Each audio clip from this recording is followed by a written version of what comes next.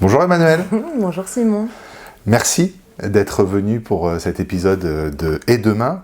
Alors le petit rappel, que tu sois au courant, Et demain c'est un podcast, une interview vidéo où on échange avec des dirigeants qui sont engagés, c'est le point commun, et qui sont là pour venir partager un peu leur vision de leur métier, tel qu'ils le voient aujourd'hui, mais aussi, surtout, et d'où le Et demain, comment ils l'anticipent, comment ça va se passer demain dans leur métier, mais pas que.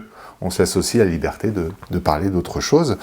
Et je te propose de démarrer par une présentation. Qui es-tu ?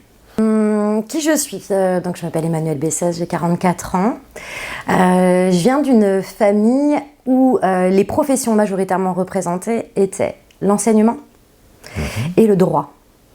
Et je pense que c'est important dans mon parcours, dans la façon dont ça a modelé en fait ma vision du travail, de l'entreprise aussi, et de l'engagement quelque part, d'avoir eu des parents qui avaient à cœur d'un côté de transmettre, de partager leur savoir, d'élever quelque part des âmes et de contribuer à créer des citoyens, et d'un autre côté des professionnels du droit qui étaient donc engagés à défendre des idées, à défendre des croyances, avoir une foi quelque part chevillée au corps pour faire avancer les choses.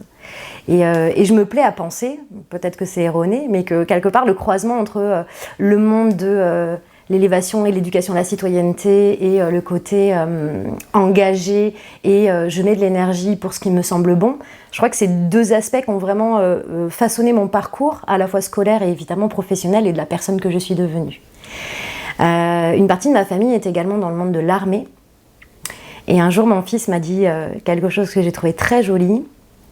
Il m'a dit « Maman, tu n'es pas militaire, mais tu es militante. » Et quelque part, il y a sans doute en moi cette gêne du combat encore une fois, pour aller chercher finalement le respect de certaines valeurs, qui peut rejoindre la dimension droit.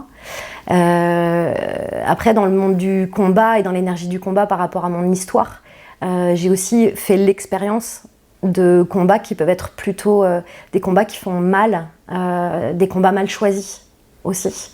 Et ça a beaucoup façonné mon parcours de créatrice d'entreprise. Il y a 21 ans, maintenant Simon, ça va faire 21 ans que je suis à mon compte. Ça passe vite. Ouais, ça passe très vite. Je te dis souvent, oui. Et des combats, voilà, je pense que quand on crée une boîte, et en tout cas ça a été mon histoire à moi, j'ai créé une boîte pour créer mon emploi, parce que moi personne ne voulait m'embaucher. J'avais un profil première de la classe, surdiplômée, j'ai eu mon bac à 16 ans, à 22 ans j'avais 2 bacs plus 5, j'avais envie de changer le monde, j'avais envie de transformer les choses, et on m'a pas donné ma chance. Donc j'ai créé ma boîte, et j'ai créé ma boîte dans cette énergie de je vais finalement me battre pour moi, et je vais me battre pour ce qui me semble juste, et quelque part je vais me donner les conditions, m'offrir les conditions de pouvoir mener les combats qui m'intéressent moi. Et il aura fallu quelques années et un joli burn-out en 2015 pour que je comprenne qu'il y avait des combats que j'étais en train de poursuivre, qui étaient plutôt des combats personnels et pas des combats professionnels. Et ça me paraît hyper important par rapport à ma sensibilité d'aujourd'hui, d'aussi de faire entendre aux gens que dans notre vie professionnelle, dans la façon, dans le parcours qu'on modèle, dans les choix qu'on fait dans notre vie professionnelle, on va investir des choses qui viennent de notre héritage, culturel, familial, etc., de tout notre environnement. Puis on va investir des choses aussi qui viennent profondément de notre histoire, de nos propres croyances, de nos blessures, et qu'on va venir penser, P-A-N-S-E-R, et j'espère penser avec un peu de maturité, avec un E, au cours de notre exercice professionnel. Pour moi, c'est vraiment ça le sens que ça porte. Donc j'ai créé ma première boîte, j'avais 23 ans, ça a plutôt très bien fonctionné. Ma première entreprise a donné naissance à 2 autres sociétés qui sont devenues des filiales. C'était dans quoi la première structure ? C'était une agence de communication, ouais bien sûr. Ouais, c'est une agence de communication qui s'appelait Créactive. Et Créactive a donné naissance à un cabinet conseil et un organisme de formation, si bien qu'en 2009, il y avait un groupe, en fait, une structure holding qui détenait les 3 entreprises avec un fonctionnement hyper intéressant de fluidification financière entre les boîtes pour faire preuve de solidarité d'une entreprise vers une autre, permettant de mutualiser des ressources au niveau du siège et donc de n'avoir dans les filiales que vraiment les personnes extrêmement opérationnelles et productrices de valeur dans les filiales. Et surtout, là où le modèle économique était très intelligent, c'était que quand un client venait à nous avec une problématique de communication, soit on lui proposait de réaliser des outils de communication dans l'agence, soit on lui proposait de réfléchir et il était envoyé sur le cabinet conseil, soit on lui proposait d'apprendre avec nous, il était envoyé sur l'organisme de formation. La boucle était d'autant plus vertueuse qu'un client qui rentrait dans une entreprise passait toujours dans une deuxième, voire finissait dans la troisième, puisque les 3 activités étaient extrêmement complémentaires. C'est des activités connexes et Exactement. je suppose que tu avais des spécialistes dans chacune des 3 boîtes. Voilà, exactement. Très bien.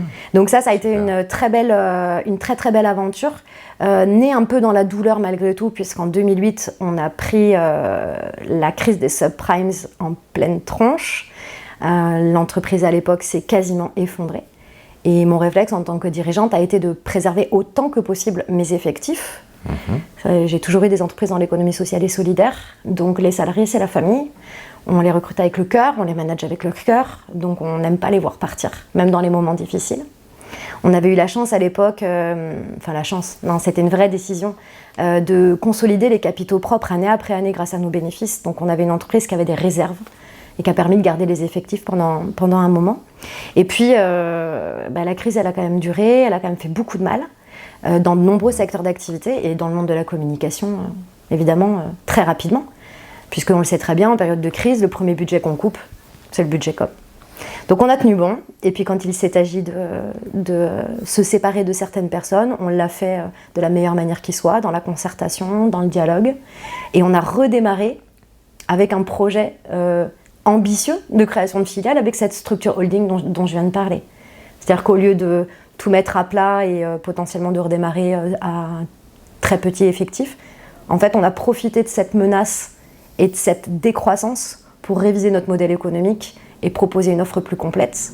Et l'histoire racontera que ça a été un véritable succès, puisqu'en 2015, on a plus de 70 personnes qui travaillent, on a ce modèle avec ces 3 business units qui se répondent, c'est absolument merveilleux, puis c'est une aventure humaine absolument géniale.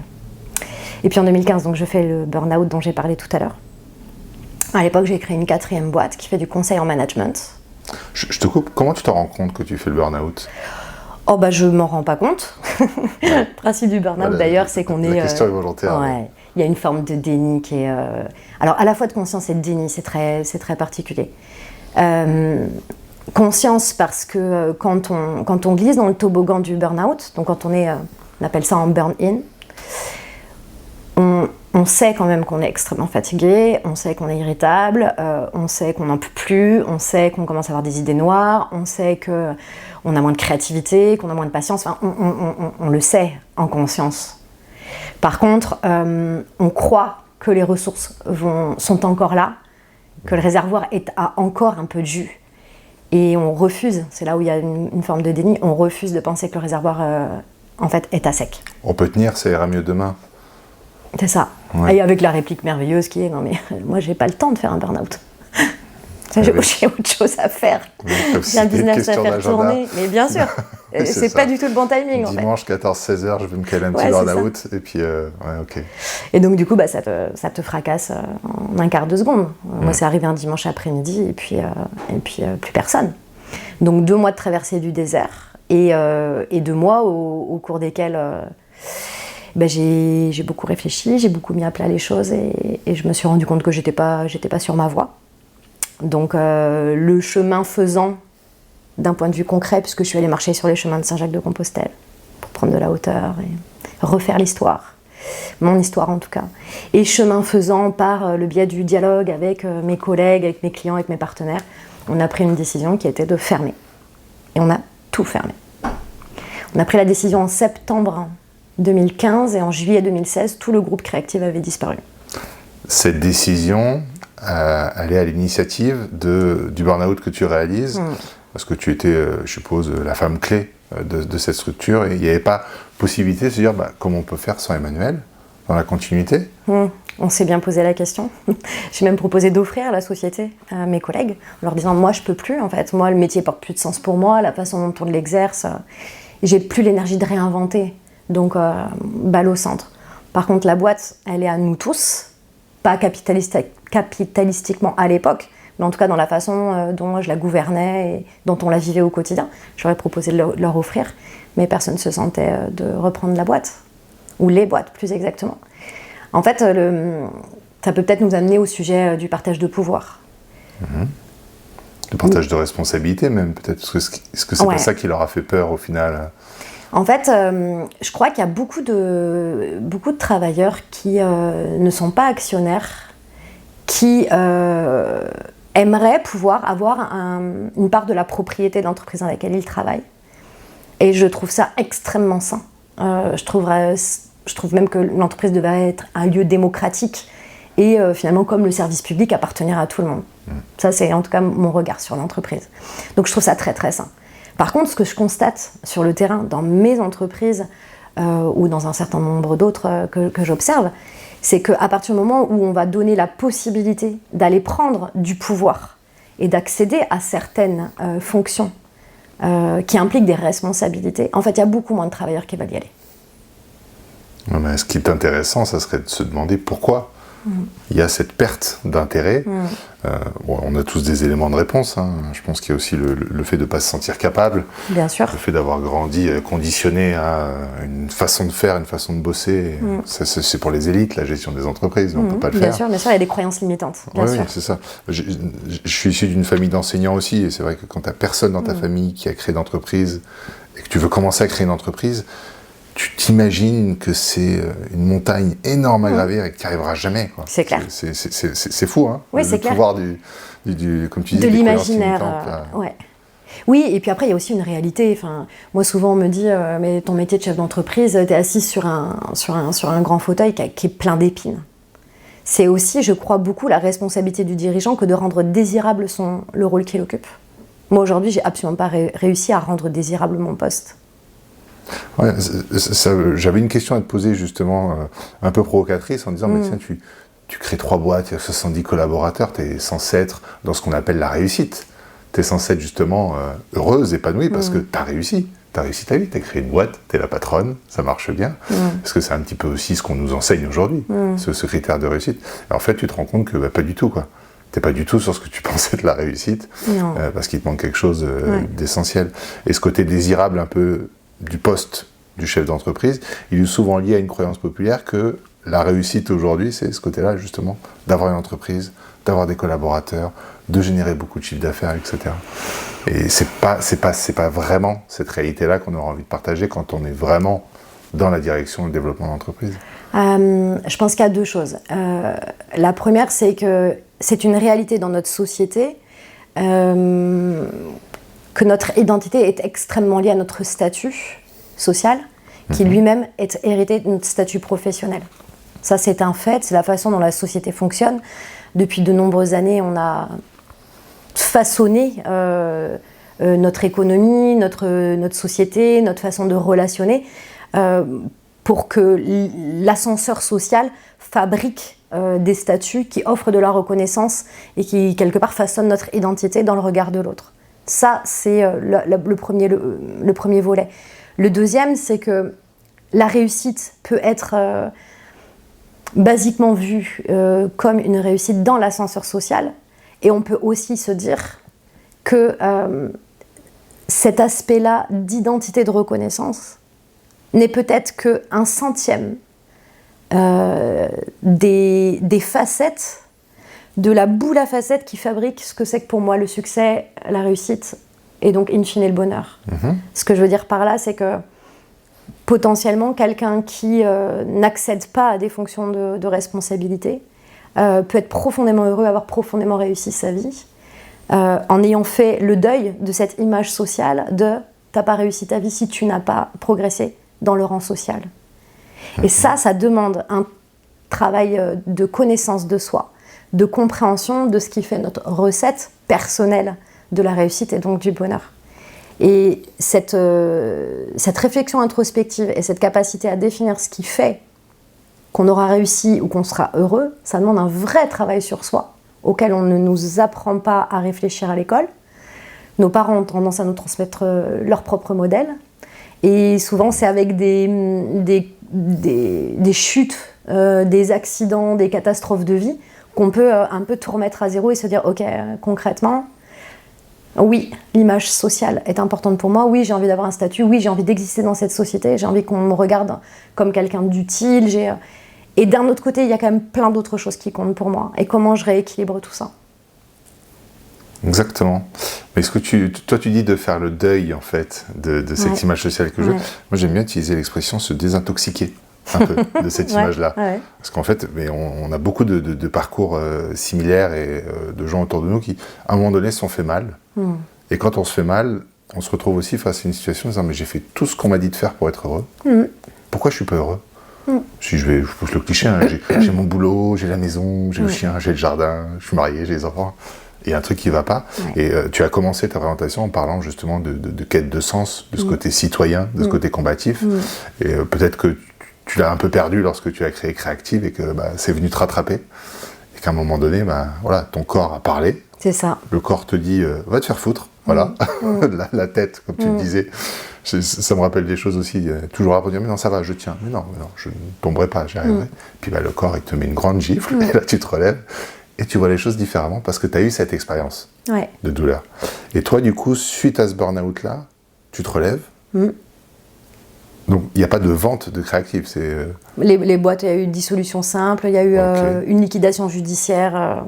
Voilà, c'était extrêmement propre comme fermeture. Et là, du coup, tu es dans ton canapé chez toi et tu dis bon. Non, je rebondis en m'offrant de l'espace, du temps, du vide. Et surtout aucune responsabilité. Parce que, en tout cas dans mon expérience et dans mon regard, le métier de dirigeant, c'est un métier à très haute responsabilité. Et je ne parle pas juste du contrôle de gestion ou de la dimension santé financière de l'entreprise, je parle de la responsabilité humaine. L'impact en fait de chaque réflexion, donc chaque décision, chaque acte, chaque parole a un impact en papillon sur notre écosystème. Quand on licencie quelqu'un, on n'a absolument aucune idée de tout ce que ça peut générer derrière. Mais ça peut être le conjoint qui, du coup, perd confiance en la compétence de son épouse.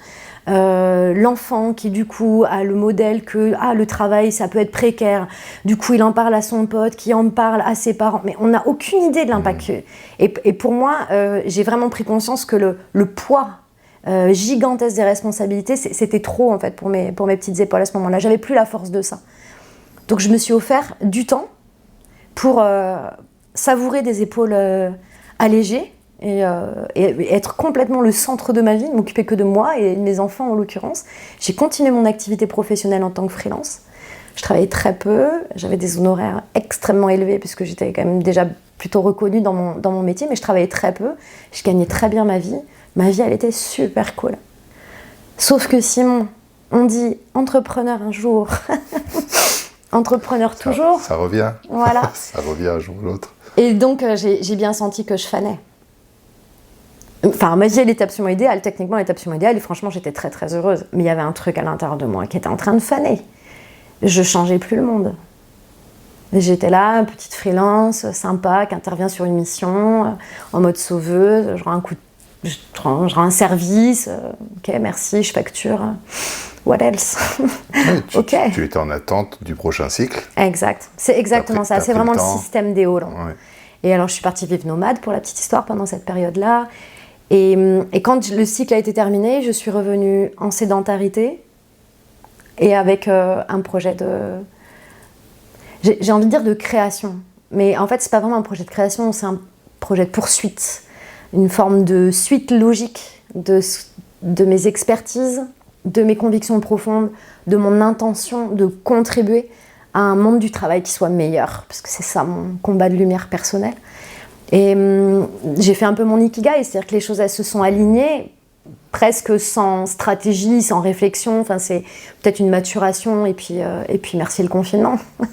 Merci le confinement, où pendant X mois, enfermé chez soi, ça laisse le temps de réfléchir, les énergies d'arriver, et le projet Wunjo est né à ce moment-là. Et puis ce confinement a aussi mis en lumière que beaucoup de gens étaient malheureux dans leur vie au boulot.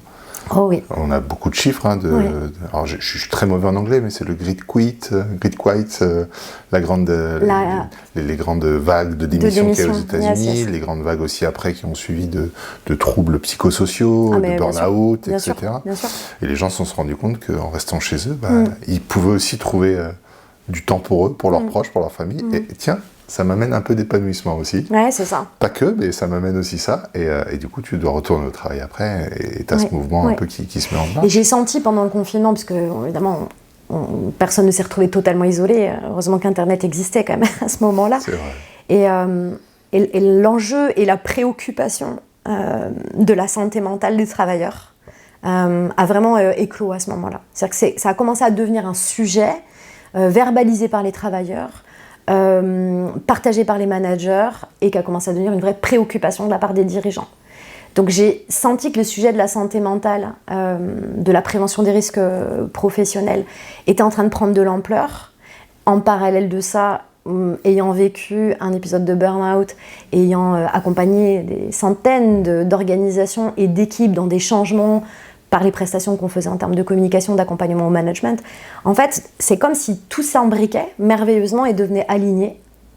Et voilà, à l'aube de l'été 2020, il était juste, mais plus qu'évident que ma place, elle était de contribuer à humaniser la vie au travail et faciliter les coopérations professionnelles. C'était juste là, en fait. C'était merveilleux. Enfin, juste là. Tout ce qui s'est passé avant pour le juste là, c'est pas comme si tu t'es levé un matin et qu'on t'avait envoyé un petit courrier en disant voilà ce que tu vas faire de ta vie, Manuel. Ouais. Il y a eu beaucoup de choses avant qui ont amené ce juste là. Et donc 2020. Et cette réflexion, je la conduis pas seule. Ok. Parce que de toute façon, autant je peux très bien fonctionner en freelance, autant ça me fait faner complètement. Puisque seule, j'ai conscience que je n'ai que le pouvoir de moi, alors que si je suis en collectif, on a le pouvoir de nous tous. Et donc très rapidement, je bascule en mode collectif. Je contacte mes potes freelance, coach, psy, chef d'entreprise, manager, DRH, responsable de CSE, préventeur, IPRP. Je contacte tous ces gens-là et je leur dis « Ok, voilà l'idée que j'ai, voilà le projet que j'ai, qu'est-ce que vous en pensez, qui part avec moi ?» Donc je fais un dossier de 250 pages puisque voilà, c'est ma façon d'être. Avec une belle communication. Bien sûr, avec évidemment. un concept, blablabla, tout va bien. Rien que le nom de la boîte déjà porte une promesse et porte un concept. Je présente ça pendant le confinement, on a tous le temps, bon, très bien. Et en fait, tout le monde me dit mais c'est génial, c'est exactement ce qu'il faut. On partage les convictions, on partage le point de vue et la façon d'adresser les sujets et vas-y, on te suit. Que ce soit des clients ou des prestataires qui me disent c'est le bon moment et c'est la bonne façon de regarder le sujet. Donc je me lance et je crée un premier emploi très rapidement. Donc l'entreprise, tu l'appelles Wonjo. Et tu parlais tout à l'heure du fait que ce nom était un message. Oui, c'est le nom d'une rune celte. Les runes, ce sont des symboles. Moi, je suis originaire de Bretagne, donc... Je connais rien. Tu connais rien ? Mythologie celte, donc je vais avoir besoin d'un éclairage. Il n'y a pas grand monde qui s'y connaît. Je pense que je ne suis pas le seul à ne pas faire le lien. Tu connais les taromanciers qui tirent des cartes. Oui. Et donc, ça donne des informations qui peuvent être prémonitoires de ton avenir, ou tout simplement les informations que tu tires avec des cartes de tarot t'envoient des messages. En fait, quelque part, c'est la vie qui t'envoie un message parce que tu as touché la carte et que c'est juste à cet instant-là ce qu'il te s'agit d'entendre. Les runes, c'est exactement comme des cartes de tarot, sauf que ce sont des petits symboles gravés dans des cailloux. Okay. Les Celtes utilisaient ça. En l'occurrence, les Vikings, quand ils étaient sur leur drakkar, donc leur bateau de combat, tu vois, on revient à l'énergie du combat. Et les Vikings, quand ils partaient en mer, tu imagines bien qu'ils étaient en mode survie en permanence, ils avaient besoin de se raccrocher à des choses pour tenir dans cette adversité, face à la fatalité potentielle, avec un sentiment d'impuissance face à la vie de manière globale. Donc ils se raccrochaient à ces runes, ils tiraient les runes, qui leur envoyaient des messages de l'univers ou des messages que leur âme leur transmettait au travers de ce canal de communication. Donc ça prend la forme simplement de petits dessins. Et Wonjo est l'une des runes de l'alphabet celtique qui évoque la fraternité, la solidarité, le bien vivre ensemble et qui annonce la fin joyeuse d'événements plutôt difficiles. Donc ça apporte une jolie promesse. Je comprends mieux, du coup, la phrase. Et est-ce que tu peux nous dire quel est ce concept, cette idée qui fait que tout le monde te dit « Ah bah oui, on te suit, quoi. » On est curieux, là, on a envie de savoir maintenant. Tu as très bien teasé, d'ailleurs. On sent l'ancienne communicante qui est super. On t'écoute. On se met d'accord pour partager des convictions profondes. Ce que je veux dire par là, c'est qu'on débat sur le regard qu'on a de la vie au travail et de la meilleure façon de vivre le travail ensemble. Et quand je dis la meilleure façon de vivre, c'est à la fois d'avoir une expérience humaine qui soit enrichissante et évidemment de bien travailler ensemble pour atteindre des objectifs de performance. Un élément qui est hyper important pour nous et qui fait l'objet de l'une de nos convictions, c'est que on ne peut pas séparer le bien-être et le bien-faire. Et qu'en fait, les deux se nourrissent mutuellement. C'est-à-dire que si je me sens bien dans mon travail, alors j'ai beaucoup plus de chances de bien faire mon travail. Et si j'ai les moyens de bien faire mon travail, alors ça aura des conséquences extrêmement positives sur ma façon de me sentir. Et qu'il s'agit d'arrêter de séparer bien-être et bien faire. Dans le monde de la qualité de vie au travail, qui est notre secteur d'activité, on a des praticiens bien-être et ensuite on a des consultants en performance et en optimisation. Nous on part du principe qu'il faut arrêter de séparer les choses. C'est un peu comme un cerveau, on a un cerveau gauche et un cerveau droit. Sinon, si je te coupe le cerveau en deux, ça risque d'être un petit peu compliqué quand même. Un peu douloureux aussi. C'est ça. En qualité de vie au travail, on met du « et » partout. C'est notre mot sacré. Donc, pour nous, le fait de se sentir bien et le fait d'avoir les moyens de bien faire son travail, c'est deux sujets qui ne doivent pas être traités de manière décorrélée, mais à contrario, aller les regarder ensemble. Et ça, du coup, ça façonne complètement le regard qu'on peut avoir sur la qualité de vie au travail, qu'on peut traduire de manière un peu trop basique autour de mesures de périphériques, tu sais, de confort, avoir une plante verte, faire venir une masseuse.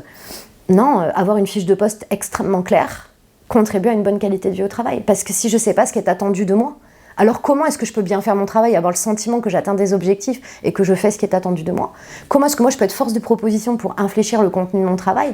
Comment est-ce que du coup ça peut me renvoyer l'image que je suis quelqu'un qui a de la valeur et qui fait avancer le système collectif? Et donc comment est-ce que je peux obtenir de la reconnaissance dans le regard de mes pairs ou de ma hiérarchie qui contribue à mon sentiment d'exister et donc à me sentir bien? Et en fait je prends l'exemple juste de la fiche de poste, mais il y en aurait des centaines d'exemples comme ça. Donc l'une de nos convictions déjà, elle est de considérer que finalement la performance sociale, le bien-être, et la performance économique, opérationnelle et financière, le bien-faire, il faut arrêter de les considérer comme deux objets différents et il faut les réunir ensemble. Ça, c'est la première chose.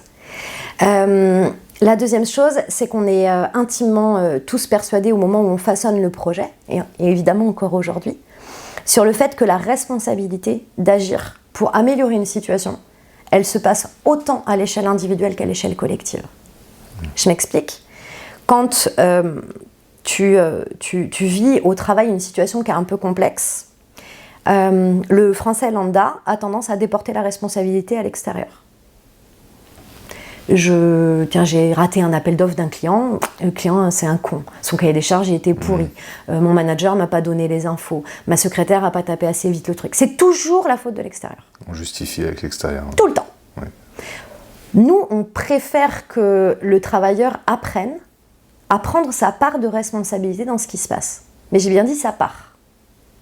C'est jamais intégralement la faute du salarié, c'est jamais intégralement la faute de l'extérieur. Il y a toujours une part individuelle et une part qui vient de l'environnement, de l'écosystème, de l'externe. Là, je prends l'exemple d'une problématique qui intervient pour une personne. Mais quand il y a une problématique qui est collégiale, la responsabilité d'améliorer la situation, elle se trouve autant à l'échelle individuelle que collective. On peut à la fois faire en sorte que tout le collectif se bouge et prenne conscience qu'il y a des difficultés et mettre en œuvre des solutions à l'échelle collective. On peut faire ça et on peut aussi faire bouger les individus et que eux-mêmes, en influenceurs, contaminent positivement le système de manière à ce que simplement cette personne, par l'incarnation en fait d'un nouveau comportement, d'une parole, une proposition, puisse influencer en fait l'ensemble du collectif.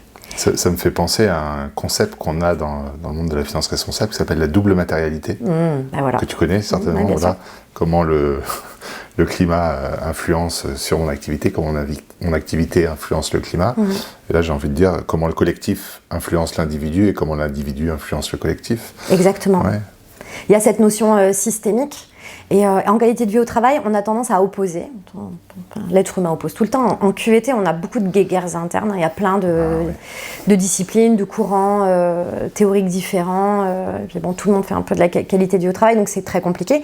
Et nous, chez Wonjo, on ne fait pas mieux que les autres. Nous aussi, on a un point de vue qui est très qui est très, disruptif, qui gratte un peu. Donc on joue aussi ce jeu un peu de tirer la couverture vers nous, en toute honnêteté.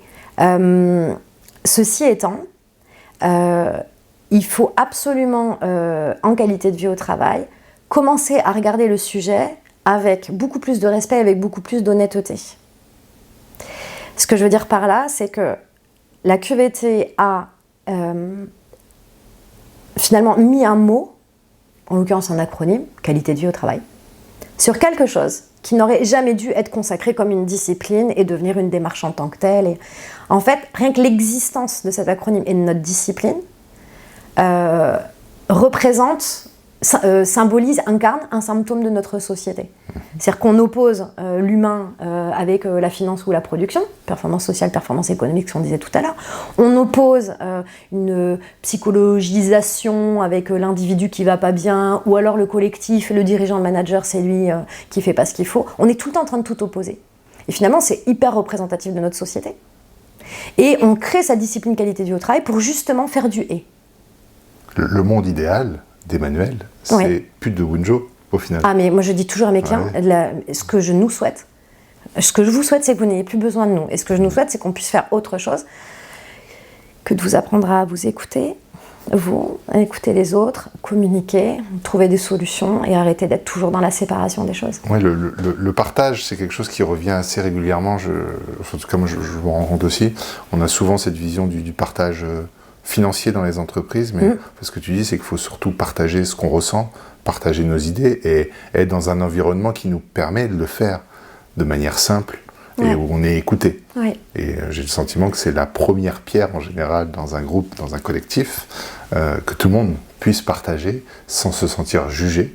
Et après, y a une magie qui s'opère, c'est que les individus sont capables des fois de se soigner les uns avec les autres comme ça. Ah, mais toi tu penses ça, moi aussi je pense ça, mais moi aussi, mais j'étais comme toi, etc.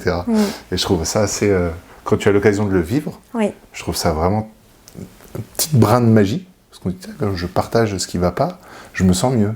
C'est bizarre, tiens, pourtant j'ai juste partagé des mots.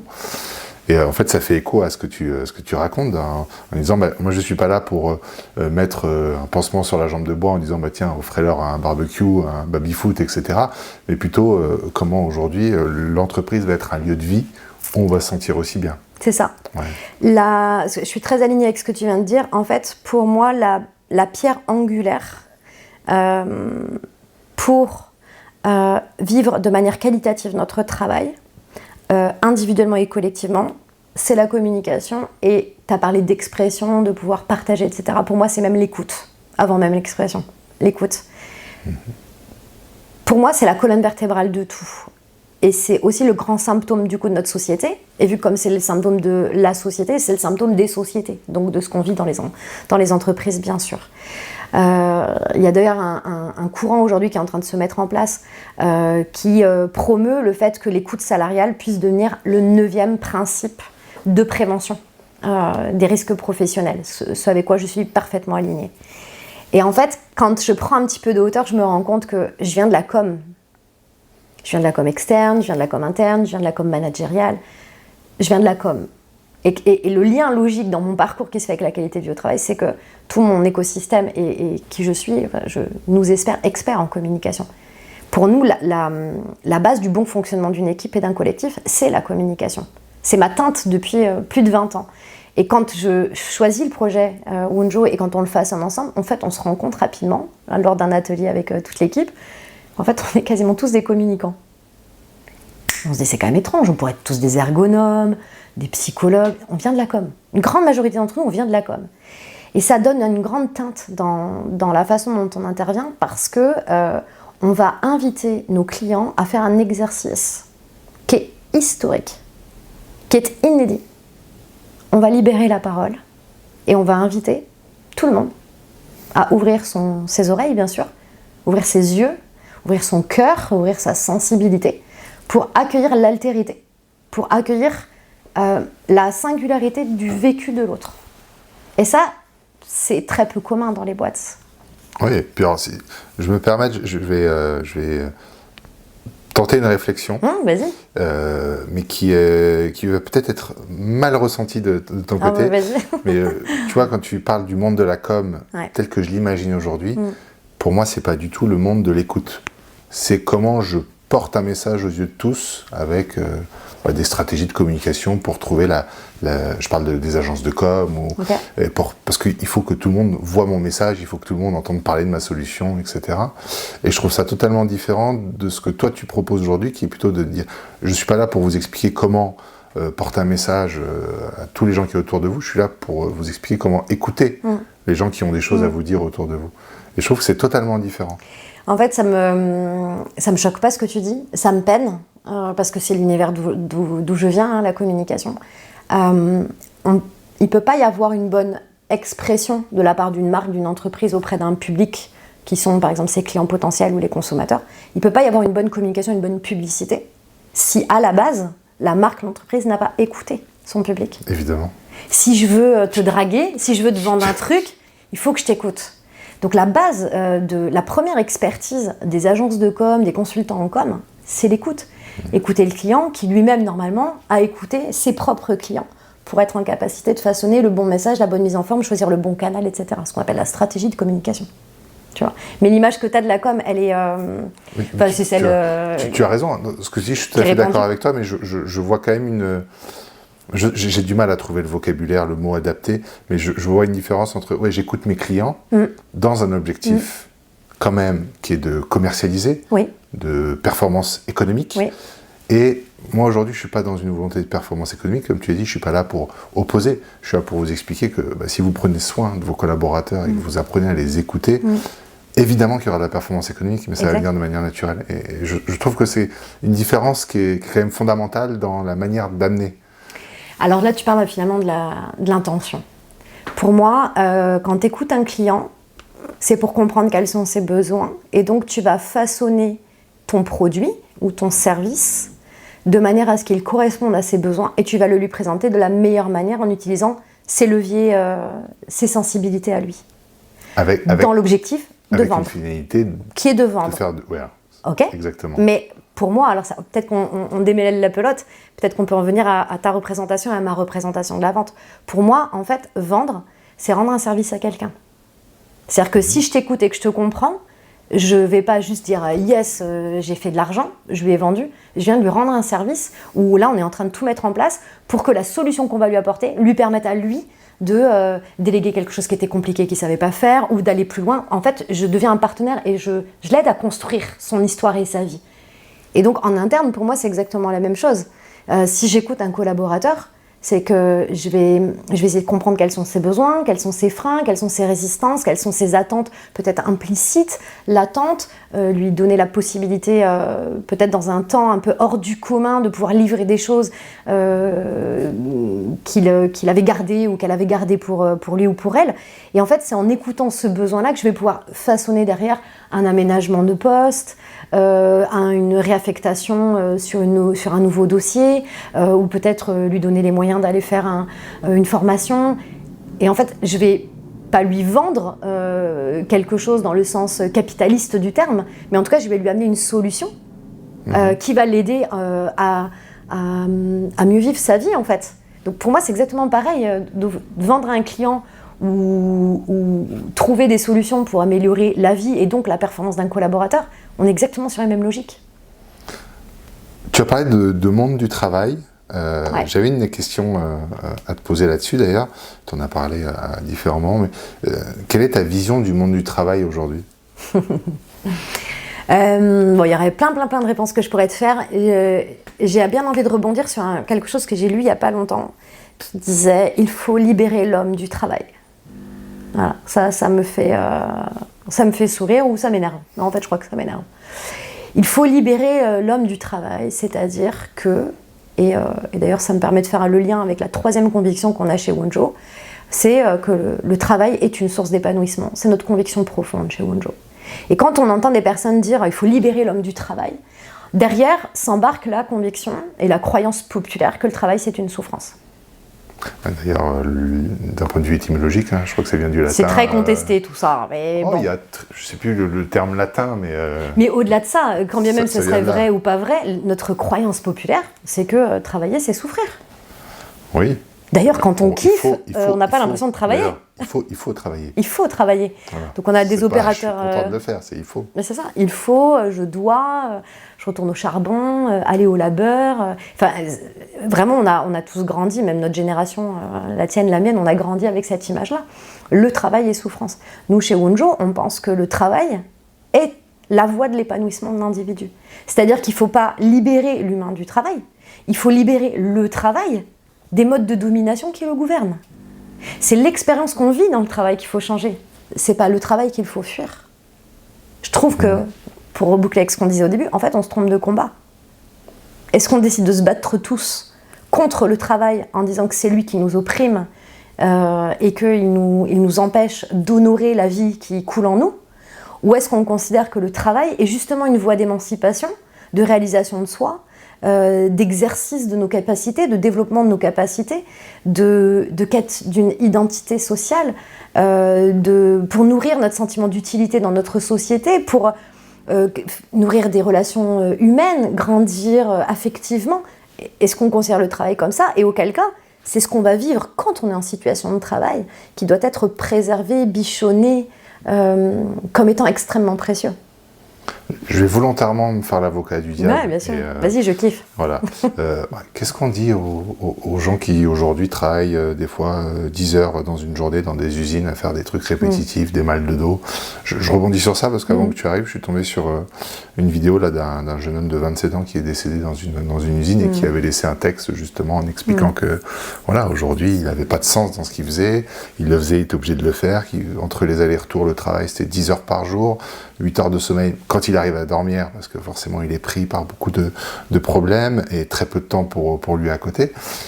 Est-ce qu'aujourd'hui on peut vraiment aller les voir en disant mais bichonner ce monde du travail, ce que tu expliquais tout à l'heure? Alors je ne connais pas le cas exact et je ne voudrais pas faire des raccourcis qui pourraient être mal pris, etc. La question est volontairement difficile. Ça. Donc je ne vais pas répondre juste sur le cas de ce jeune homme parce que je ne le connais pas, mais de manière globale de la souffrance au travail, il y en a partout. Et d'ailleurs, notre combat de lumière chez Wonjo, c'est justement de minimiser la souffrance et de maximiser le bien-être.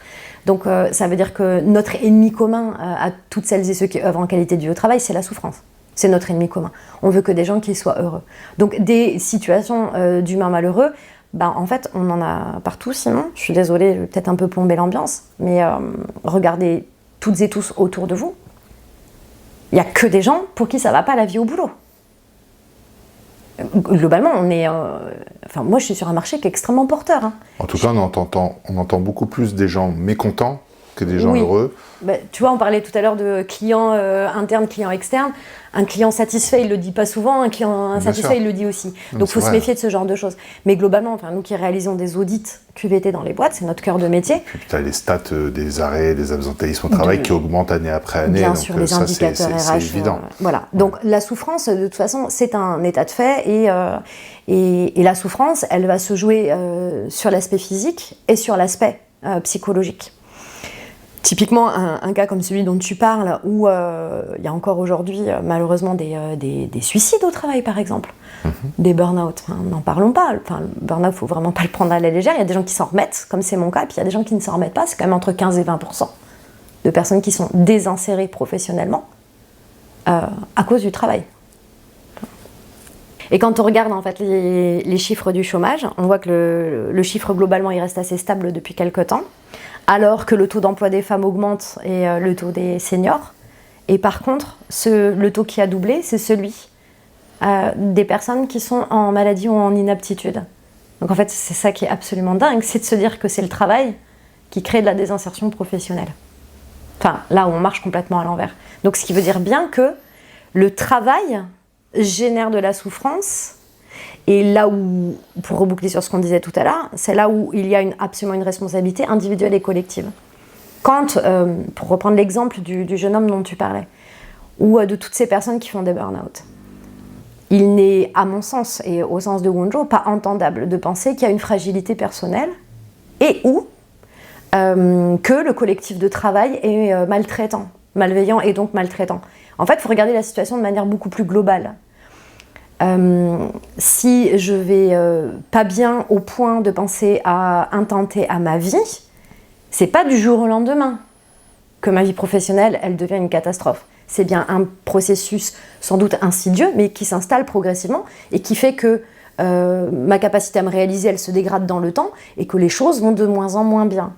Elle se dégrade suffisamment lentement pour que je m'y habitue, peut-être progressivement. Comme le sac à dos qui se charge petit à petit. Et... Ou comme le cœur qui se durcit petit à petit. Okay. En fait, on se réhabitue à chaque fois à cette Donc face réalité. à ça, pour nous, la responsabilité individuelle, elle est de faire régulièrement des points pour prendre de la hauteur et se poser la question de comment on va.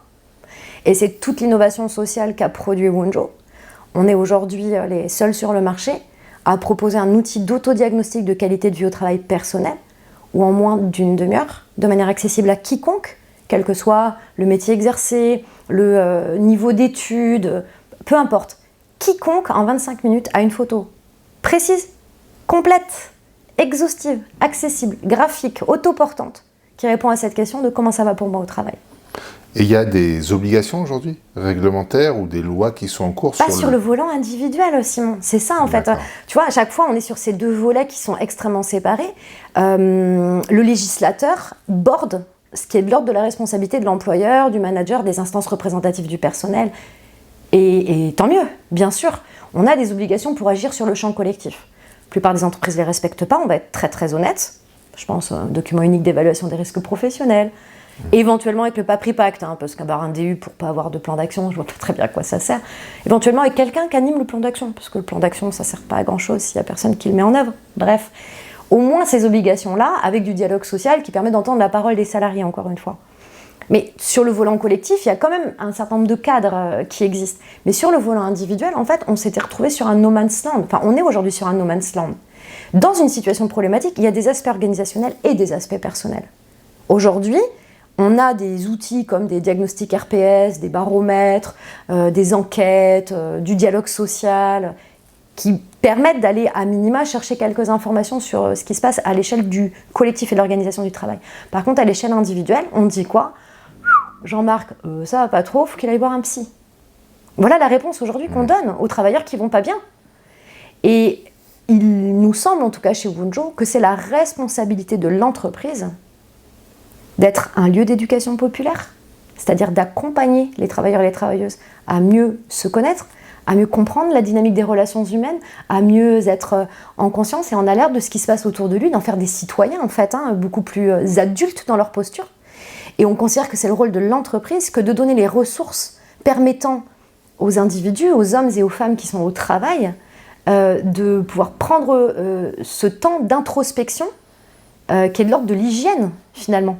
Tu te laves les dents tous les matins et tous les soirs, tu te laves le matin ou le soir, ou peut-être même les deux, j'en sais rien, tu fais ce que tu veux, mais en tout cas, tu as des rituels d'hygiène. Sur le volet de la santé mentale, on n'a pas d'hygiène. Nos parents, ils ne nous ont pas appris à écouter nos émotions, c'est sûrement pas à l'école qu'on pouvait expliquer qu'on sentait une vulnérabilité monter en nous, bien sûr, puisqu'on était toujours en compétition. Donc, si c'est pas l'entreprise, si c'est pas dans le monde du travail, qu'on prend un individu et qu'on l'aide à devenir davantage citoyen et adulte, où est-ce qu'on va le faire, Simon ? Nulle part. Donc je suis intimement persuadée que c'est le rôle des entreprises que de permettre aux individus de mieux se connaître, mieux se comprendre et de mieux relationner. Et de prendre soin aussi de la façon dont ça fonctionne d'un point de vue systémique et collectif. Les deux. Très clair. Ok. Avant de te poser une question pour rebondir là-dessus, ouais. J'ai une petite obligation de rappel, de penser à noter le podcast sur la plateforme, de penser à aimer la vidéo si vous êtes sur YouTube, car oui, ce podcast est sur YouTube, et évidemment de vous abonner pour ne jamais manquer les prochains épisodes. On va revenir à ce qui est plus intéressant. On a parlé au démarrage on met du « et » partout, et on se rend bien compte aujourd'hui que les entreprises qui sont souvent performantes sont des entreprises où aussi les collaborateurs se sentent bien, se sentent épanouis. Et il y a un lien aujourd'hui qui n'est pas prouvé, ou alors il n'y a pas de grande théorie dessus, mais qu'on ressent quand on vit dans les entreprises où il y a une qualité de vie au travail, c'est que ces entreprises sont performantes. Voilà. Peut-être que je me trompe. Il y a plein d'études qui sont sorties maintenant. La preuve scientifique est faite, si tu veux. Elle n'est pas beaucoup partagée dans les milieux économiques, ça par contre je te l'accorde. C'est peut-être plutôt ce manque de partage qui fait défaut aujourd'hui. Pourquoi on n'écoute pas dans les entreprises? Alors, j'apprécie que tu utilises le pronom « on », parce que derrière « on », d'abord « on » est un con, mais au-delà de la blague, « on », c'est tout le monde. Ce que je veux dire par là, c'est que pourquoi on n'écoute pas, c'est pourquoi tu n'écoutes pas, pourquoi je n'écoute pas, pourquoi il n'écoute pas, pourquoi elle n'écoute pas, pourquoi nous ne nous écoutons pas, pourquoi est-ce que vous ne vous écoutez pas et pourquoi il ne s'écoute pas. Est-ce qu'un individu, il s'écoute lui? La plupart, quand on leur dit écoute ton corps, comment ça va pour toi? Alors là, on a l'impression qu'on a fumé des joints, qu'on va faire du chamanisme. Non, juste te demander si tu es en forme, en fait. On décrédibilise comment ça va dans ton corps. Ce point-là, oui. Mais oui, l'individu ne s'écoute pas. C'est pour ça d'ailleurs qu'il y a la course à l'échalote et jusqu'au burn-out, jusqu'au suicide, jusqu'à accepter des conditions qui sont délétères pour notre santé et jusqu'à se créer soi-même, être soi-même son propre bourreau. On ne s'écoute pas, première chose. Donc si déjà je ne sais pas m'écouter, comment est-ce que je peux écouter l'autre? J'ai pas développé cette faculté-là. Pour autant, grâce à la religion judéo-chrétienne et à tout notre univers bien pensant de ces allez, on va dire 40-50 dernières années, on est beaucoup plus orienté à écouter l'autre qu'à s'écouter soi. Tu prends Bernadette, la gentille petite assistante comptable qui toujours amène les chocolatines et qui s'occupe tout le temps de tout le monde. Et c'est la première à avoir tellement besoin qu'on l'aime, à n'avoir jamais demandé aucune augmentation. Ça fait 1000 ans qu'elle voudrait changer de service. Mais elle est à l'écoute des besoins des autres. Elle est orientée vers les autres. Mais elle écoute quoi de l'autre? Elle écoute ce qu'elle projette comme étant les besoins des autres. Jamais pose la question. En fait, elle présuppose des besoins de l'autre. Et ça, c'est parce qu'encore une fois, on ne nous a pas appris à le faire. Moi, je ne vois... je vois une écrasante majorité de dirigeants et de managers et de collègues qui sont bienveillants, c'est-à-dire qui ont l'intention de prendre soin du bien, mais qui par contre n'arrivent pas à être bien traitants dans la matière, dans les comportements et dans les actes. Pourquoi? Parce qu'ils ont l'intention de prendre soin de l'autre, mais qu'à aucun moment, ils ne savent comment questionner. Comment je fais pour savoir comment ça va pour toi et de quoi tu as besoin? Et puis, accessoirement, est-ce que c'est mon rôle d'être là pour toi et de t'aider et de faire quelque chose? Parce que sinon, je mets la cape de sauveur dans le dos et je rends tout le monde dépendant de moi, ce qui flatte mon ego, mais qui ne rend pas l'autre responsable, adulte et autonome. D'accord? Donc en fait, comme on ne nous a pas appris à écouter l'autre, et qu'on est plein de cette religion et de ces valeurs d'altruisme, de solidarité et d'aide de l'autre, en fait, on va anticiper les besoins. Et donc, on va mettre en place des solutions, avoir des comportements qui sont totalement foireux. Qu'ensuite, on va nous reprocher. Exemple, quand il y a quelques années, la QVT a démarré, on a mis en place des corbeilles de fruits frais tous les jours parce qu'on nous a dit que l'alimentation, c'est la première des santé. Oui, c'est vrai, l'alimentation, c'est la première des santé.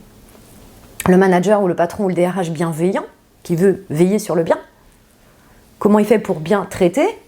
Il installe des paniers de fruits bio. Est-ce que ça règle les problèmes de cohésion d'équipe, les paniers de fruits? J'ai pas l'exemple. Mal. Tu peux imaginer que c'est pas terrible. Je pense que si une corbeille de fruits règle un problème, c'est que c'était pas un problème trop compliqué. Ouais, c'est ça. Donc on a beaucoup blagué sur les baby-foot, etc. En fait, il y a plein de dynamiques de démarches de qualité de vie au travail et d'actions et de dispositifs et d'outils et de solutions qui ont été mises en place avec plein de bonnes intentions. Et moi, je veux jamais taper sur ces boîtes qui se sont complètement plantées. Elles ont eu l'intention de bien faire. Sauf que pourquoi est-ce que la solution, elle ne résout pas le problème? Parce qu'elles n'ont pas écouté le problème.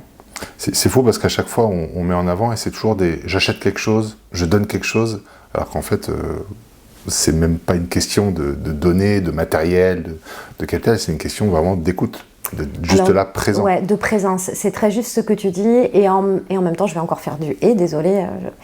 Il y a des personnes qui ont profondément besoin d'une vraie présence. On dit d'ailleurs que quand il y a une tension, c'est qu'il y a eu un manque d'attention. Ça, c'est très vrai. Il y a des personnes qui ont effectivement besoin d'une meilleure qualité de présence. Et il y a des personnes qui ont vraiment besoin de choses dans la matière. C'est-à-dire vraiment d'une augmentation. Vraiment d'une prime.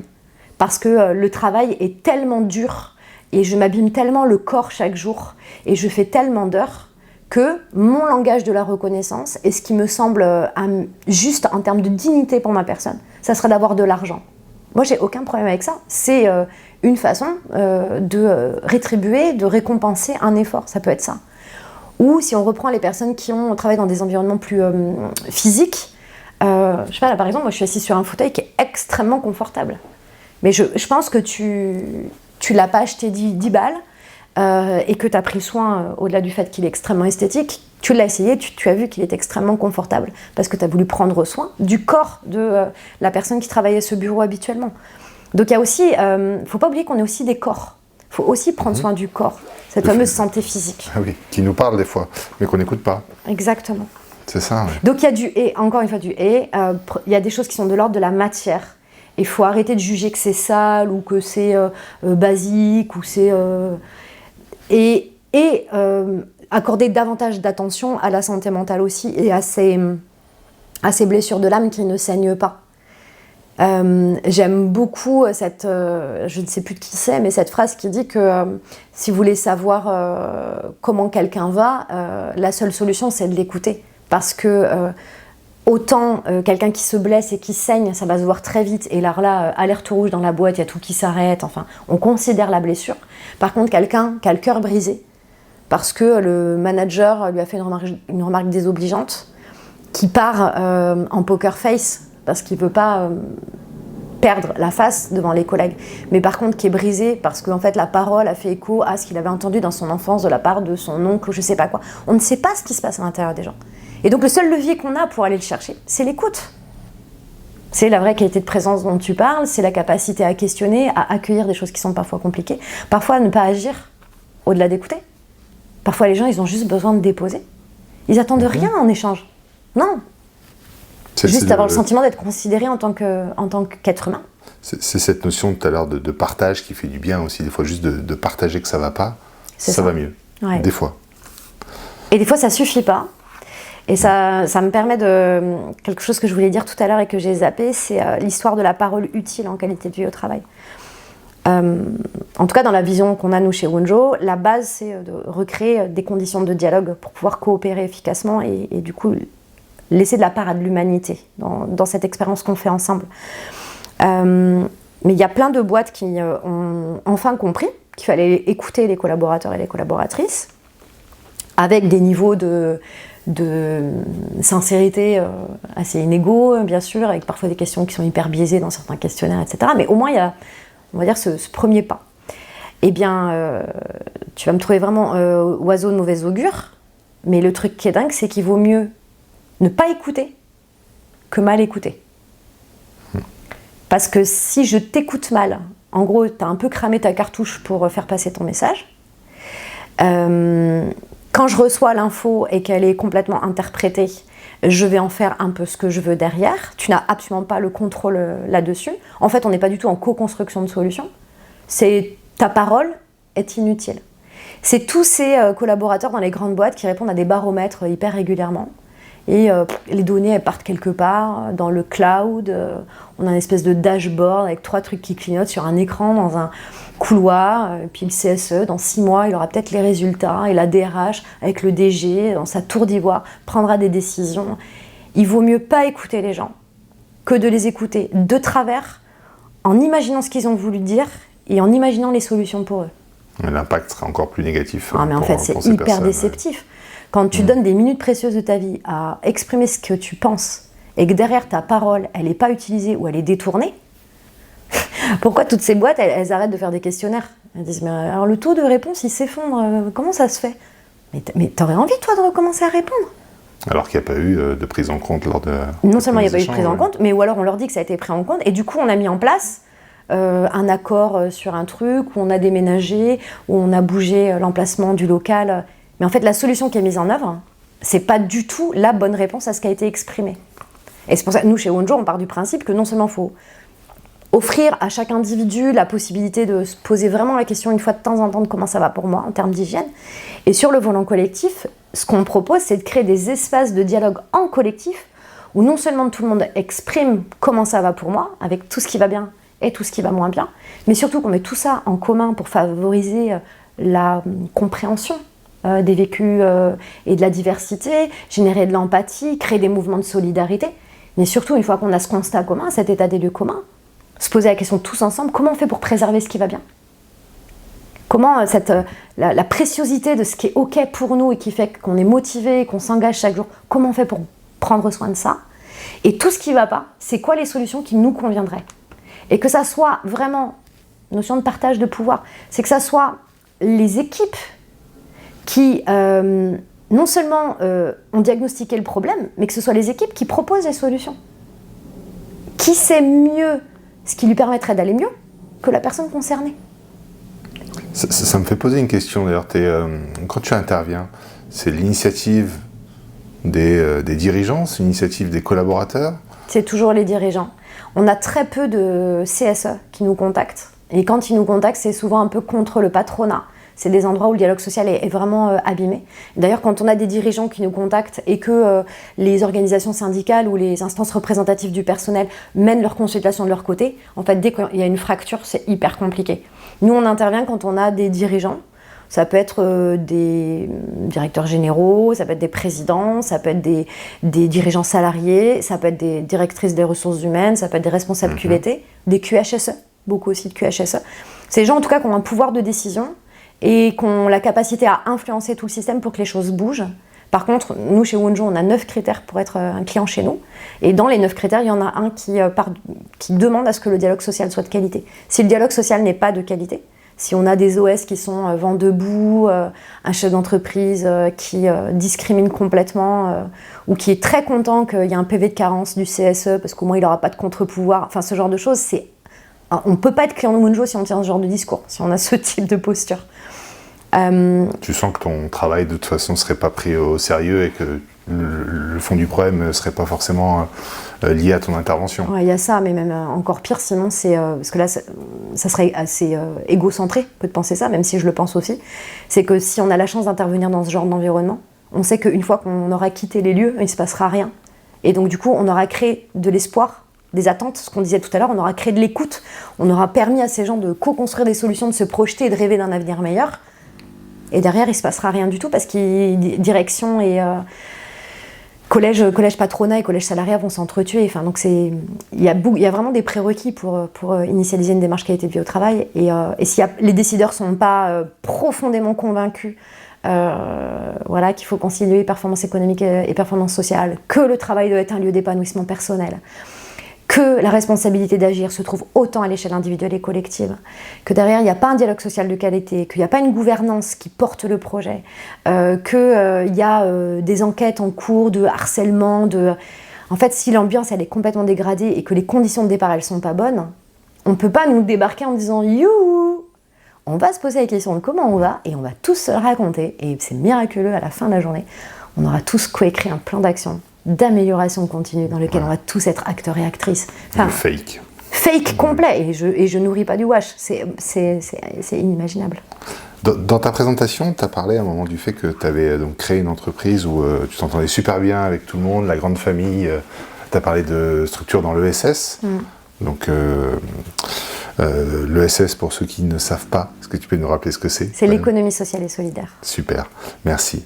Il y a un truc qu'on observe aussi, c'est la difficulté du recrutement aujourd'hui dans le monde du travail et la difficulté aussi des fois de mettre fin à des histoires.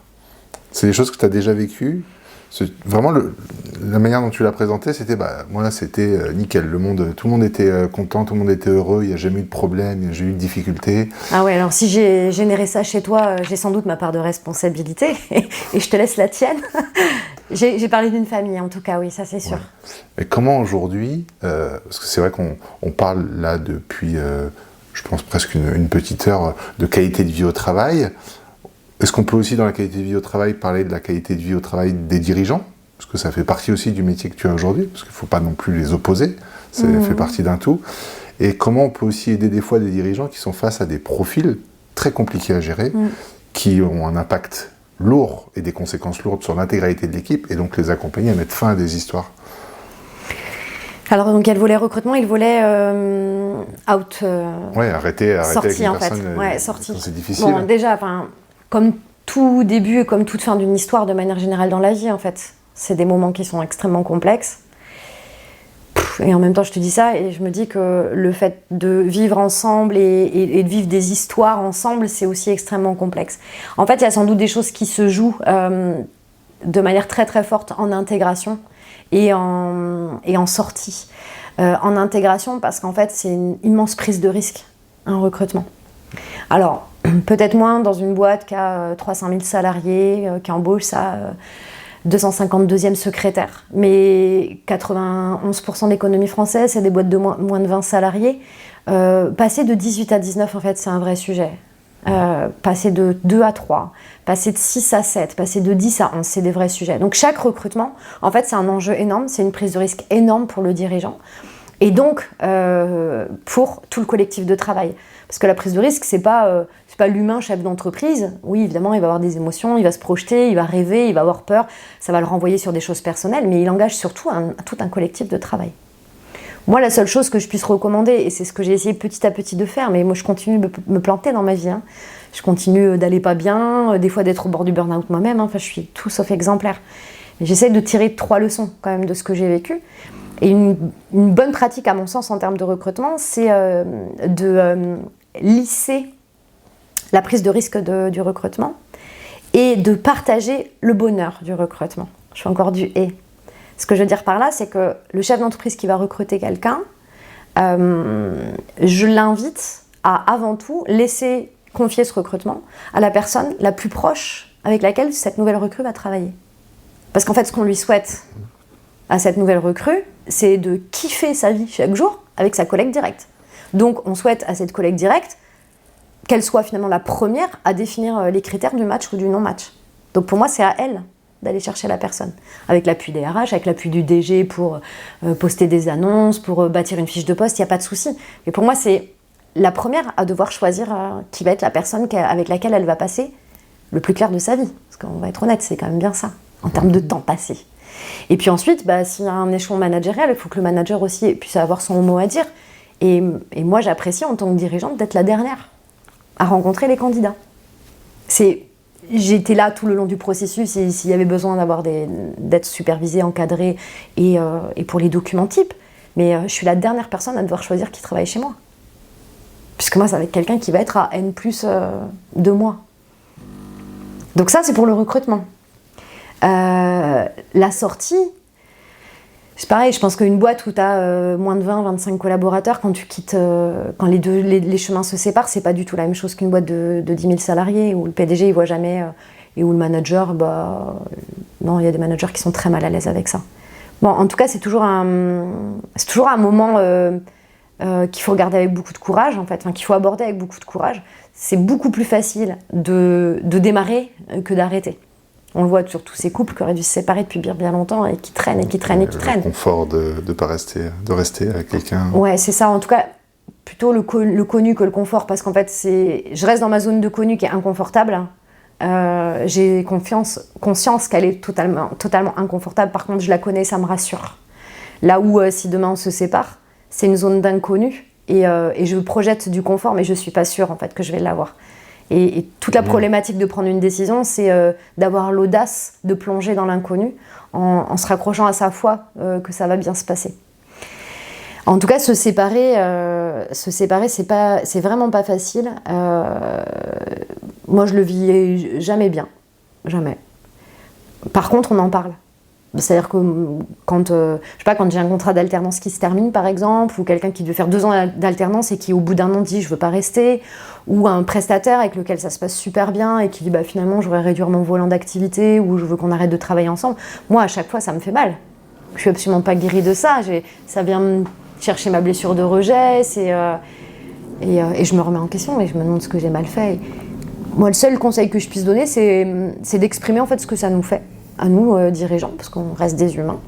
Voilà, qu'est-ce qui est touché, quelle est la part qui est touchée chez moi, qu'est-ce que ça me fait, et surtout d'en apprendre quelque chose, de faire preuve de résilience, et d'utiliser cette expérience-là comme une vraie voie d'apprentissage. Il n'a pas tort de s'en aller, ou elle n'a pas tort de s'en aller. elle a raison de suivre ce que sa petite voix lui dit, ou c'est sa vie en fait. Donc elle a complètement le droit de faire ce qu'elle veut. Et retenir les gens contre leur gré, c'est à peu près la dernière des choses à faire. C'est pas interdit par la loi, ça? C'est pas du kidnapping, d'ailleurs? Bah ouais, mais... Bon, les gens, ils se retiennent aussi beaucoup contre leur gré eux-mêmes, hein, de peur justement d'aller dans cette zone d'inconnu. De peur de l'inconnu. Ouais. Moi, la seule chose que je pourrais dire à un dirigeant pour préserver sa santé mentale en cas de séparation, c'est de verbaliser que c'est super difficile à vivre en fait. Bien sûr. Ouais. D'avoir le courage de le dire, ouais. Alors qu'on ne pousse pas forcément, encore une fois, à partager ce qu'on ressent. C'est ça, ouais.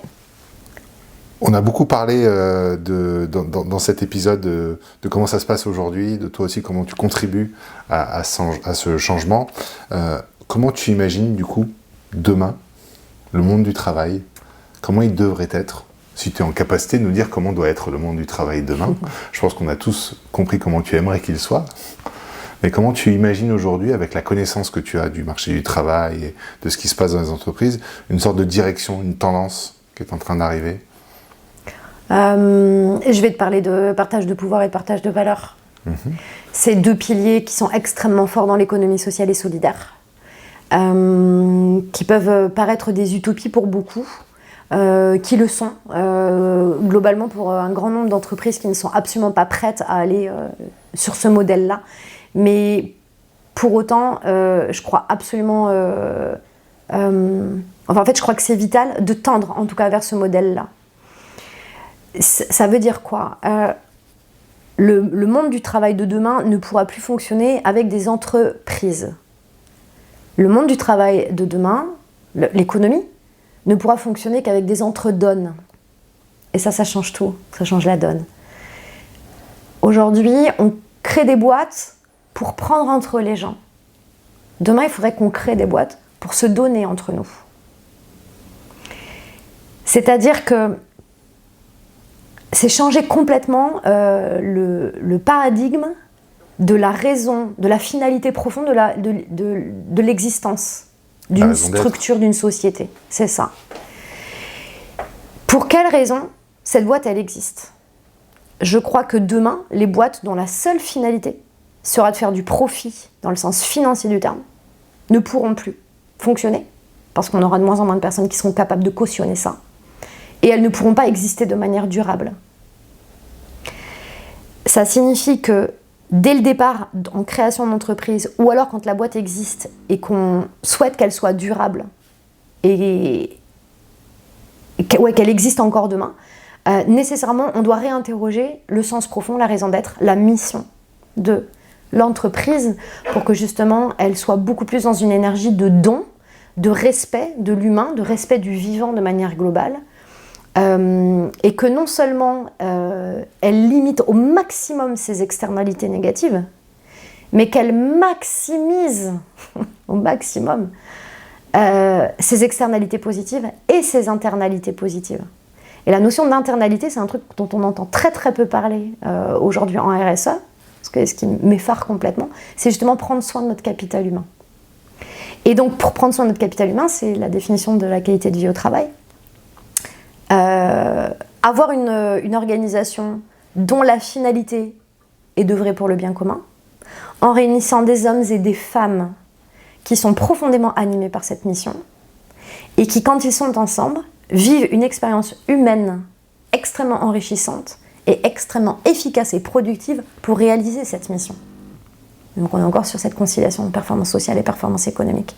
Et pour que le collectif parvienne à la fois à bien vivre et à bien vivre son travail et à bien travailler ensemble, alors on ne peut plus fonctionner avec les modes de domination d'antan. On ne peut plus avoir un pouvoir centralisé, manager avec autorité dans le vieux sens du terme, avec une subordination qui est écrasante et qui condamne le travailleur à réclamer en permanence de la reconnaissance et de l'estime. On ne peut plus fonctionner comme ça. Donc je crois beaucoup plus à des modèles aplatis, jusqu'à l'entreprise libérée, je ne sais pas, et ça serait sans doute un peu court aujourd'hui d'en parler, mais je ne sais pas, mais en tout cas, un modèle dans lequel ce qui fait autorité pour le manager est tout à fait naturel. C'est-à-dire que c'est par c'est par le fait qu'il soit inspirant, c'est par son parcours, c'est par son exemplarité, c'est par sa capacité à emmener les gens qu'il est manager. C'est parce qu'il aime les gens et qu'il veut profondément servir la cause noble collective qu'il est manager. C'est pas parce que ça fait 15 ans qu'il est dans la boutique et qu'il est temps qu'il monte d'un grade. Et ce manager-là, par définition, ce manager plus leader, plus visionnaire, plus humaniste, plus à l'écoute des individualités, tout en prenant soin du collectif, celui-là, il n'a absolument pas peur de partager le pouvoir. Il veut que le pouvoir soit dans les équipes. Le principe de subsidiarité est le cœur de son mode de management. Je ne prendrai pas de décision qui relève de ta zone de responsabilité à toi. Et donc, pour partager le pouvoir, il faut avoir des personnes dont l'ego est super placé. C'est-à-dire qu'ils ne sont plus managés par leur peur. Donc, on fait un certain boulot sur elles. Donc ça, c'est pour le partage de pouvoir. Je rêve d'un monde du travail et d'entre-donne où chacun a sa place et chacun œuvre au service d'une cause noble, partagée et qui anime et transcende chacun, et où les places des uns et des autres sont respectées et où le manager joue vraiment son rôle de fédérateur et de visionnaire. Et pour le partage de valeurs, le partage de pouvoir seul, à mon avis, ne fonctionne pas. Il faut aussi du partage de valeurs. Et le partage de valeurs, c'est le fait de dire qu'on crée de la valeur tous ensemble. Et quand il s'agit de récolter les fruits de cette valeur créée chaque jour, parce que j'offre la vie qui coule en moi à l'exercice d'une activité professionnelle, alors il y a une rétribution en face qui doit être juste, qui doit être équitable, qui n'a pas besoin d'être égalitaire, mais en tout cas qui doit être équitable. Et donc je crois profondément sain de discuter en interne des critères de répartition de valeur qui semblent justes et équitables pour tout le monde. C'est là où souvent ça peut paraître super utopique, parce qu'on se dit, tout le monde va vouloir avoir un salaire qui fait x3, être toujours le premier à bénéficier des primes, des trucs. En fait, pas du tout. La vérité, c'est que quand tu mets des gens ensemble et que tu leur dis, écoutez, il y a ce bout de gâteau-là qu'on a réussi à générer tous ensemble, qu'est-ce qu'on en fait ? C'est très rare que les gens se jettent sur le gâteau et l'avalent. Ça se passe pas. En fait, on n'est pas des bestiaux. Les gens qui ont peur du partage de valeurs, c'est des gens qui ont peur que les autres fonctionnent comme eux. C'est souvent ça, on a peur que les gens se jettent sur le gâteau parce que nous on a envie de se jeter sur le gâteau. La dernière personne à qui j'ai donné une prime, elle me dit t'es sérieuse ? Bon, réflexion de John, si t'imagines bien, elle n'a pas 55 ans. Bon. Et après elle m'a dit mais pourquoi faire ? Dans une boîte qui ne pratique pas le partage de pouvoir et le partage de valeurs, tu peux pas avoir une réflexion comme ça. Pourquoi faire ? Je dis, t'as super bien bossé, la boîte elle gagne de l'argent, enfin t'en profites. Ah non mais moi, la qualité de notre relation, l'intérêt de mon travail, la reconnaissance que j'ai chaque jour de l'équipe, moi ça me suffit. Mais là du coup tu ouvres une porte qui est de dire qu'on dans le monde des entreprises aujourd'hui, on attire beaucoup par le levier financier, et en fait on se rend compte que ça a des limites. Et donc aujourd'hui, il est temps, et heureusement d'ailleurs qu'il y a des limites à cet attrait financier, parce Bien que sûr. ça rend quand même les gens relativement malades d'être uniquement attirés par le gain et le côté financier.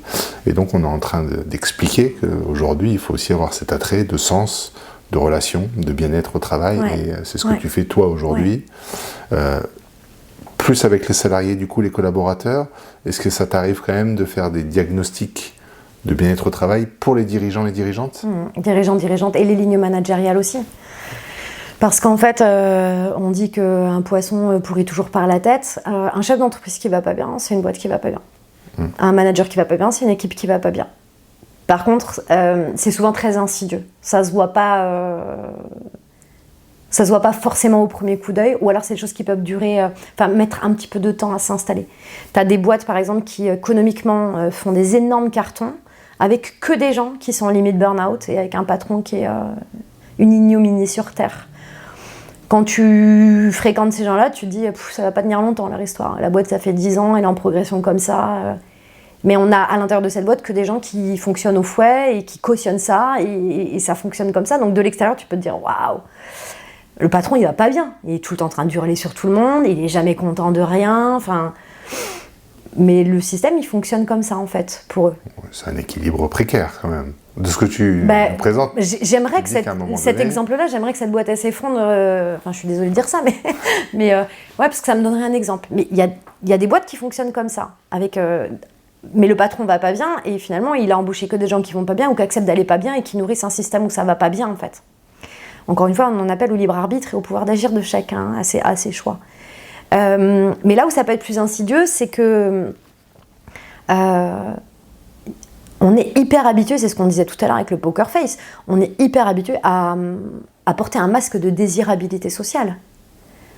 Quand tu ouvres vraiment la parole, je peux te le dire pour nous, les entretiens individuels qu'on fait par exemple, quand on fait des autodiagnostics de qualité de vie au travail en tête à tête avec des travailleurs, qu'à la fin de l'entretien on leur dit « Ok, est-ce que si je prends les 5 idées clés que tu as partagées, les 5 prises de conscience, les 5 états de situation difficiles que tu vis là, et que j'en parle à ta collègue directe, est-ce que je lui apprends quelque chose ?»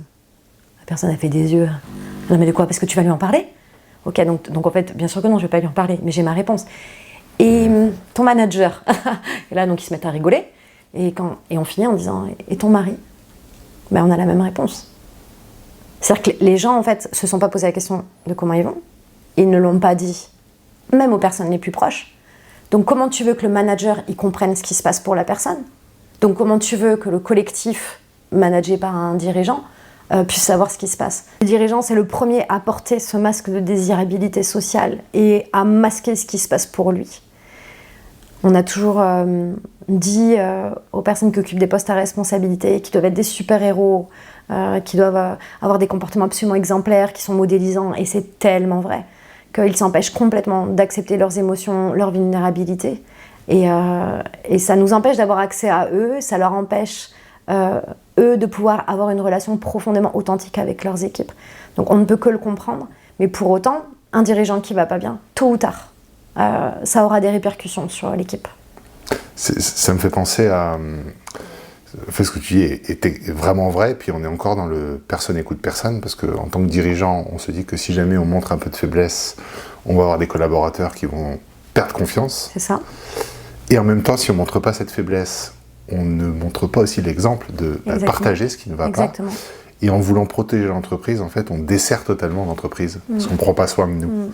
Et c'est assez dramatique.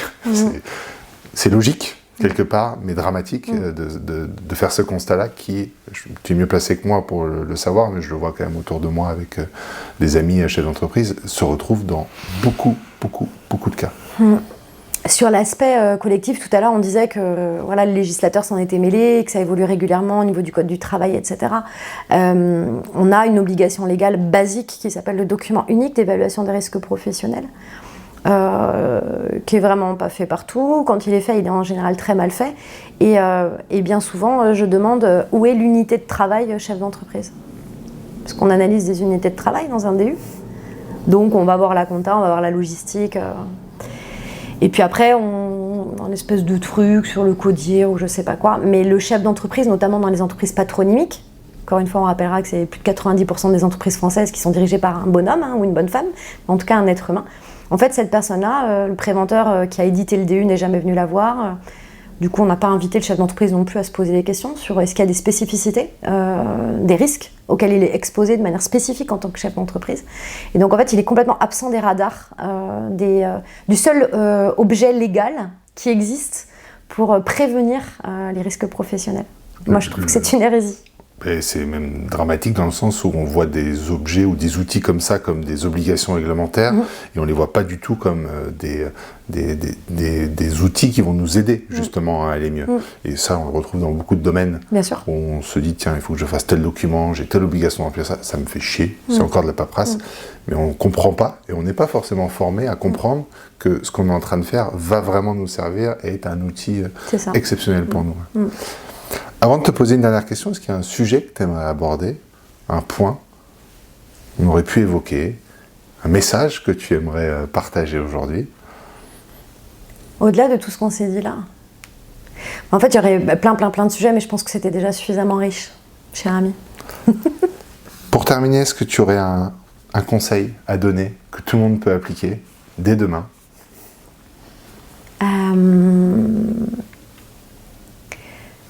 Le conseil que je peux donner, il sera très aligné avec toute notre discussion. Le conseil que je peux donner à chacun, c'est de s'écouter.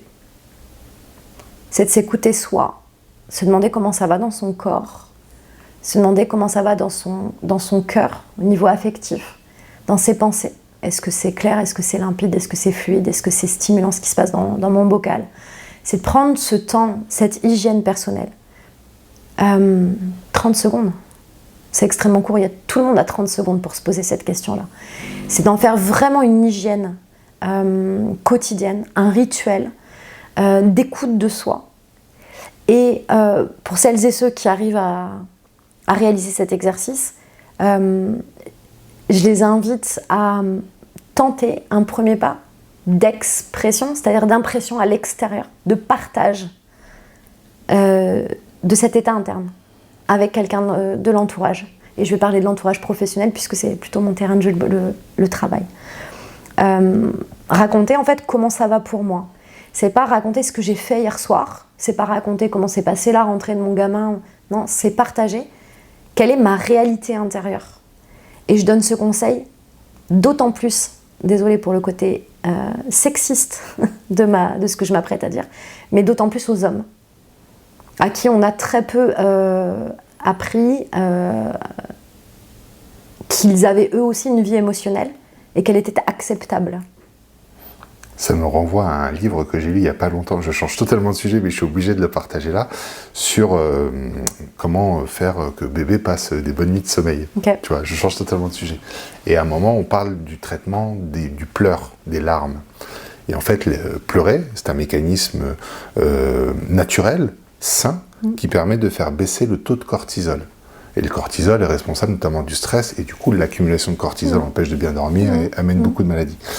Et il y a un gars qui s'appelle, je crois, c'est Alfred Soletal, ou un truc comme ça, je suis vraiment pas sûr du nom, mais qui a écrit un bouquin sur ça, et qui explique qu'aujourd'hui, dans toutes les études qu'il a menées, il y a une différence, notamment en termes de durée de vie, entre les hommes et les femmes, parce que justement, on n'a pas appris aux hommes à pleurer, et beaucoup plus aux femmes. Alors, c'est pas du tout sexiste, hein, ce que je dis, c'est plutôt le retour du bouquin. Et comme on n'a pas appris aux hommes à extérioriser leurs émotions, ils le gardent, et on a ce cortisol, etc. Ouais. Et j'étais obligé de le partager, je suis désolé, je te coupe là-dessus, donc, mais ça me fait écho avec ça. Ton conseil, c'est si tu es un homme, chiale. Voilà. Voilà. on pourrait finir que là-dessus. Merci pour cet échange, Emmanuelle. Merci Simon pour la qualité de tes questions et pour l'espace qui a été donné à l'expression libre.